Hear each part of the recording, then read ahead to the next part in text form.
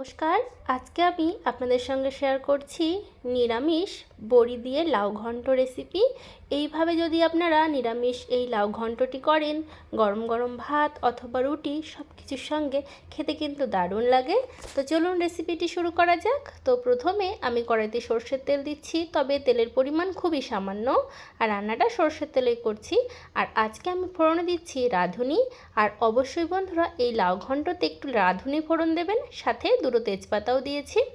ফোড়নটাকে ভালো করে কয়েক সেকেন্ড ভেজে নেব।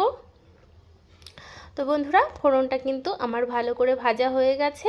আর এদিকে দেখুন আমি কিছুটা বাড়ির দেওয়া কলাই ডালের বড়ি ভেঙে নিয়েছি। আর ভেঙে দিয়ে করলে ভালো লাগে খেতে, মুখে পড়বে আর ভালো লাগবে। তো বড়িটাও ফোড়নের সঙ্গে লাল লাল করে ভেজে নেব, সাথে কয়েকটা চেরা কাঁচা লঙ্কা।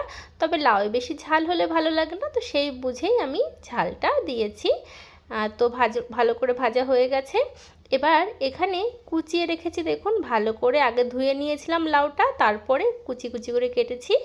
এবার লাউ দিয়ে দিলাম, আর লাউটা ভীষণ কচি।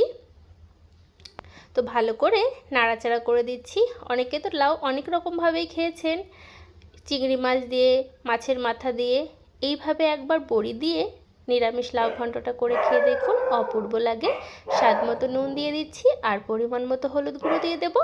দিয়ে ভালো করে নাড়াচাড়া করে নেব। তো আপনাদের এই রেসিপিটি কেমন লাগছে অবশ্যই কিন্তু কমেন্ট বক্সে জানাতে পারেন। যে কোনো নিরামিষ দিনে এইরকম একটি লাউয়ের রেসিপি থাকলে আর কিচ্ছু লাগবে না বন্ধুরা। আর এই গরমে লাউ খাওয়া কিন্তু ভীষণই ভালো। লাউ আমাদের পেট এবং শরীর ঠান্ডা রাখতে সাহায্য করে, আর জলের চাহিদাও মেটায়। তো ভালো করে নাড়াচাড়া করে ঢাকা দিয়ে রেখে দিলাম। গ্যাসের ফ্লেমটা মিডিয়াম টু লো হিটে। ঢাকনাটা কিছুক্ষণ পরে তুলে নিয়েছি। দেখুন লাউ থেকে কতটা জল ছেড়েছে। আমি কিন্তু জল দিইনি, এই জলেই কিন্তু আজকে আমি লাউ ঘন্টটা রান্না করব। তো দেখুন বন্ধুরা ভালো করে নাড়াচাড়া করে নিচ্ছি। তো আপনাদের যদি রেসিপিটি ভালো লাগে তাহলে অবশ্যই লাইক, শেয়ার, কমেন্ট, সাবস্ক্রাইব করে পাশের বেল আইকনটা প্রেস করতে একদম ভুলবেন না। তো লাউটা কত সুন্দর সেদ্ধ হয়ে গেছে দেখুন বন্ধুরা, নাড়াচাড়া করতে করতে সেদ্ধ হয়ে গেছে। আর রান্নাটাও কিন্তু খুব চটজলদি হয়ে যায়, আর খুবই স্বাস্থ্যকর একটি রান্না। আর বাঙালি ঘরে লাউ ঘন্ট কিন্তু হবেই। এবারে এখানে আমি কিছুটা পিটুলি গোলা জল দিচ্ছি। এটা চালের গুঁড়ো, আতপ চালের গুঁড়ো জলে গুলে রেখেছিলাম। এটা দিলে লাউ ঘন্টটা একটু ঘাটা ঘাটা হবে, আর খেতেও ভালো লাগবে। আপনারা এখানে আটা জলে গুলেও দিতে পারেন, আবার ময়দা জলে গুলেও দিতে পারেন, কোনো অসুবিধা নেই। ভালো করে ঘেটে নেব। এবারে কিছুটা ধনেপাতা দিচ্ছি, আর ধনেপাতা কুচি দিলে খেতে ভীষণই ভালো লাগে।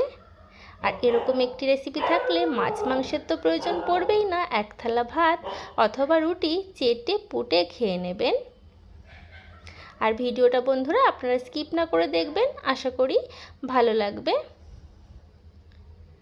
তো ধনেপাতা দিয়ে ভালো করে মিশিয়ে নেব। ভালো করে মিশিয়ে ঢাকা দিয়ে রেখে দেব, যাতে ধনেপাতার ফ্লেভার লাউ ঘন্টের সঙ্গে মিশে যায়। কতটা লোভনীয় হয়েছে আশা করি দেখেই বুঝতে পারছেন। একদম মাখো মাখো লাউ ঘন্ট তৈরি হয়ে গেছে বড়ি দিয়ে।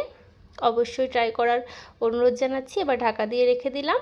ভালো লাগলে অবশ্যই চ্যানেলটিকে সাবস্ক্রাইব করে আমার পাশে থাকবেন। ঢাকনাটা কিছুক্ষণ পরে তুলে নিয়েছি। রান্নাটা আমার কিন্তু একদম রেডি হয়ে গেছে। এবারে আরেকটু এরকম ঘাটা ঘাটা করে নিলেই তৈরি হয়ে যাবে। তো বন্ধুরা আপনাদের অসংখ্য ধন্যবাদ আমার এই সম্পূর্ণ নিরামিষ লাউ ঘন্ট রেসিপিটি দেখার জন্য। আর বাড়িতে অবশ্যই অবশ্যই ট্রাই করবেন। কে কোথা থেকে আমার এই ভিডিওটি দেখছেন সেটাও কিন্তু জানাবেন। তো একটা পাত্রে নামিয়ে নিয়েছি। দেখুন বন্ধুরা গরম গরম ভাত, রুটি, পরোটার সঙ্গে পরিবেশনের জন্য তৈরি বড়ি দিয়ে নিরামিষ লাউ ঘন্ট। একদম ঘরোয়া পদ্ধতিতে, খুবই কম তেল মশলায়। অবশ্যই অবশ্যই বাড়িতে ট্রাই করবেন। আপনাদের অসংখ্য ধন্যবাদ ভিডিওটি দেখার জন্য। আপনাদের সঙ্গে দেখা হবে অন্য কোনো নতুন রেসিপিতে। আজকে তবে বিদায় নিচ্ছি বন্ধুরা।